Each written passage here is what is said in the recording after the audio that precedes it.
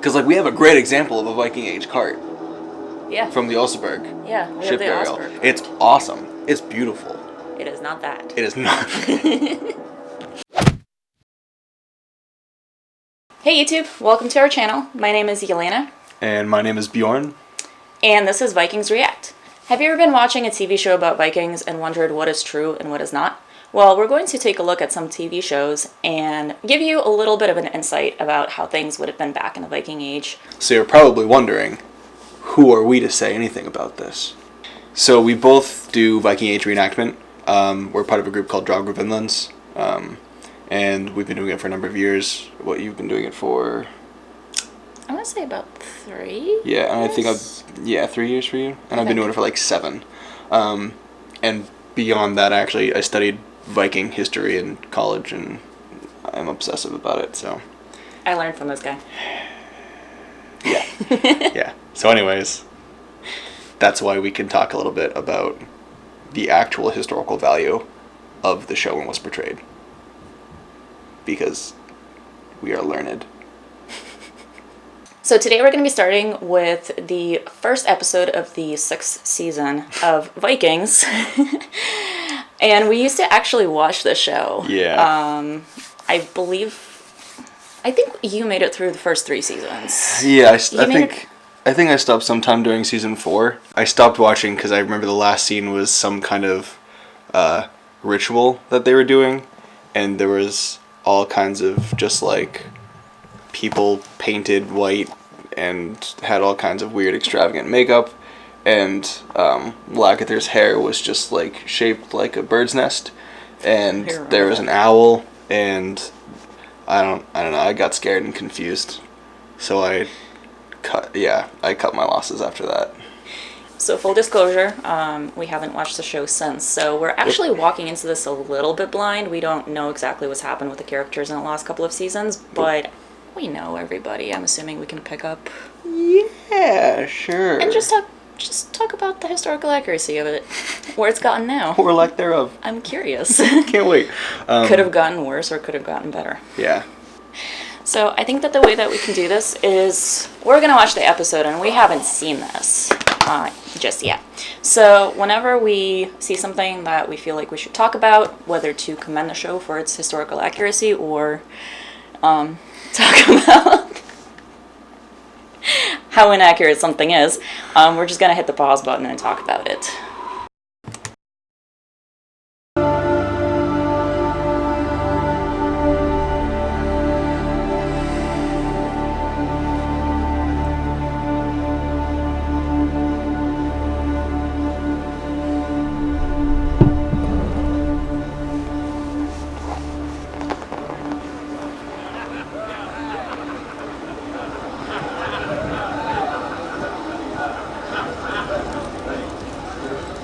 What was the point of those shots?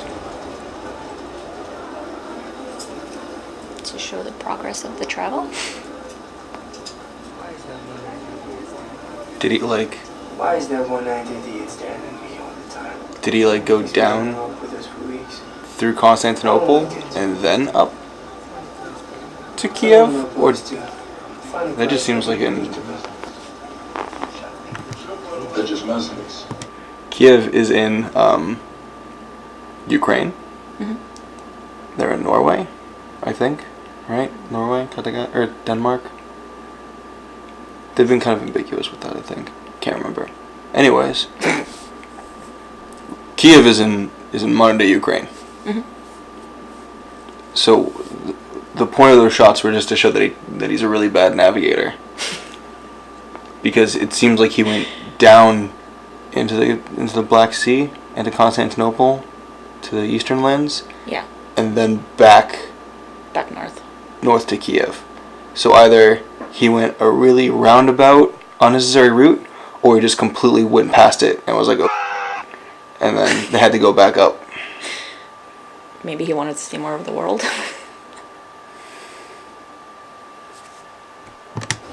These men are all guilty. They committed crimes against their own people. Against you. And I know you all think they deserve to die.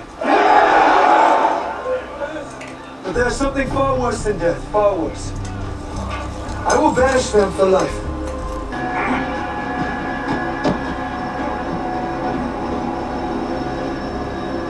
So, I'm just gonna pause this quickly.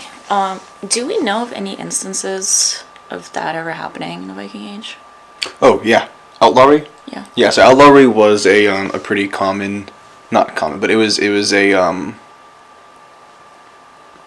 yeah, I guess it was a pretty standard form of punishment. If you were outlawed, you had to leave, that country, that society. You see it a lot in Norway and in Iceland, throughout the sagas. So for minor outlawry, it was like a ban of 3 to 5 years, and then you could come back. And major outlawry or greater outlawry, you just could never come back, basically. So the idea is that in that country, you're no longer a part of society, which means that you don't have any of the human laws that fall under you to protect you. You don't have any rights. You're basically like a rabid dog, is kind of like how it's treated. So if you stay where you're outlawed, you basically live as a wild animal, and anybody has the right to hunt you down and like murder you. You see it in most famously in Eric's saga. Mm-hmm. He was outlawed from Norway, went to Iceland, built a community in Iceland, was outlawed in Iceland, and left and built a community in Greenland, coincidentally for the exact same crime. He had killed some thralls of his neighbors. Mm-hmm. It was destroying property, and it was a heinous crime. So he was outlawed from Norway and then Iceland. That's kind of like one of the more common examples of it. But yeah, I was going to remark on that actually. It's nice to see them kind of throw that into it.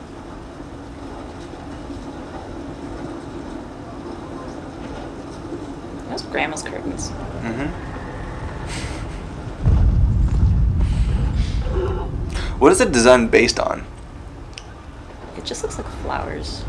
I meant like the carriage. Like, we know what Viking Age carts looked like. We have a couple of them. That's true. Well, we have a couple sleds, and we have a cart. I think I just hop from one side of the horse to the other. Yeah. Mongolians are fierce like that.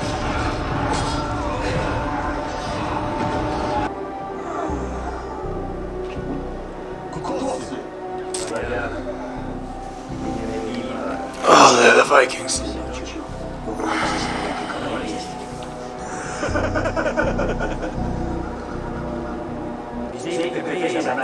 Wait, those are the Rus?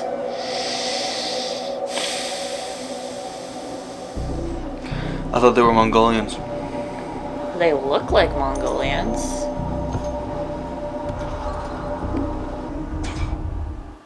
I love his biker gloves. I can't get over them.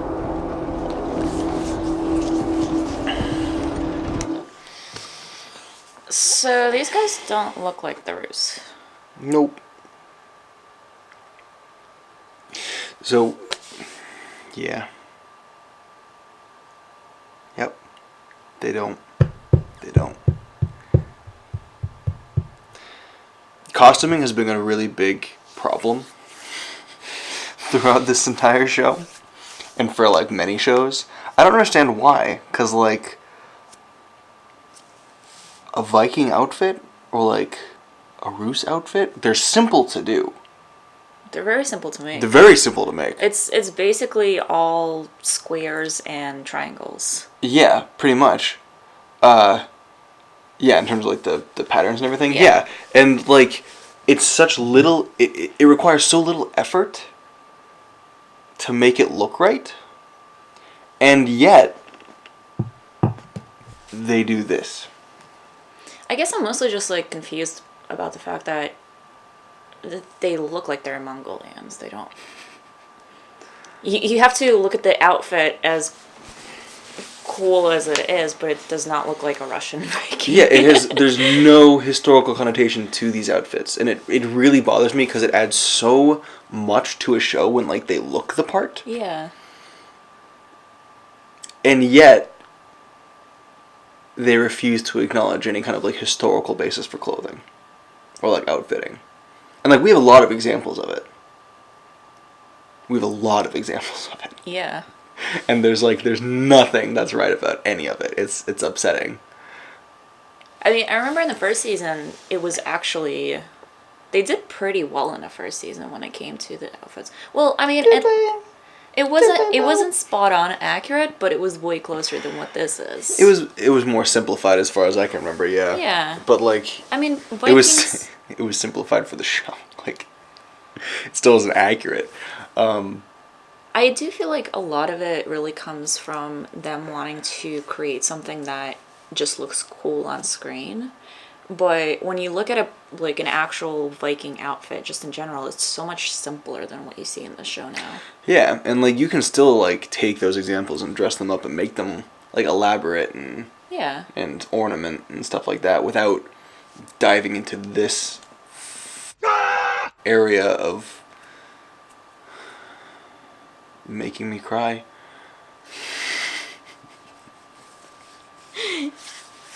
Moving on. I don't get it. I don't know why.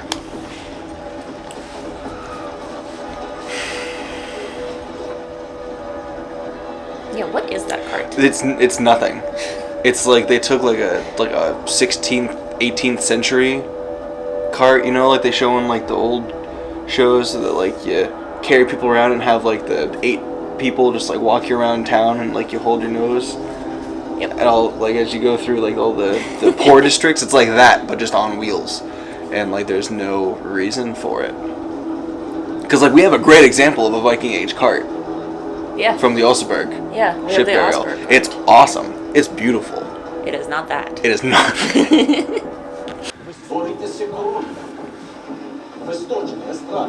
Are they speaking Russian right now? It's like an older form of Russian. Like I can understand it slightly. Yeah. It's close enough. What is this outfit? I want to stare at it for a little bit. Would that be silver thread? I don't know. You wouldn't weave like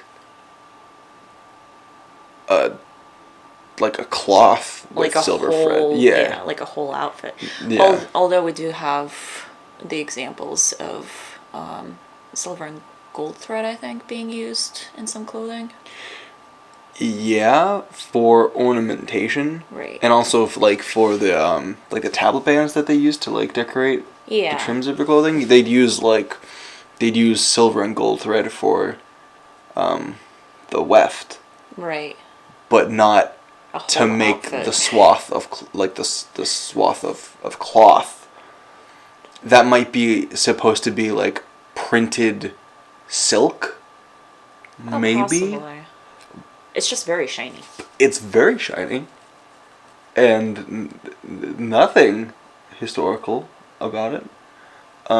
Not even like the design of it is historical.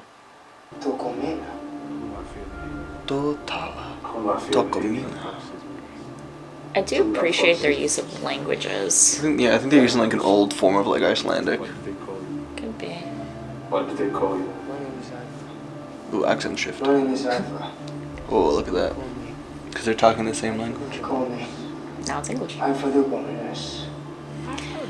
Well, because in different parts, even though they're all Vikings, like in different parts of the world, they would be speaking different languages. And one of the things that kind and of different bothers me a dialects. little bit about, different dialects. But one of the things that bothers me about TV shows and movies sometimes, not just Viking, but any historical film, is when somebody travels to a different country or a different land that they're not from, and they can just speak perfectly to the people there. Yeah, it just doesn't make any sense. They just speak in perfect British accents, just like the world around. Yeah, it's pretty great.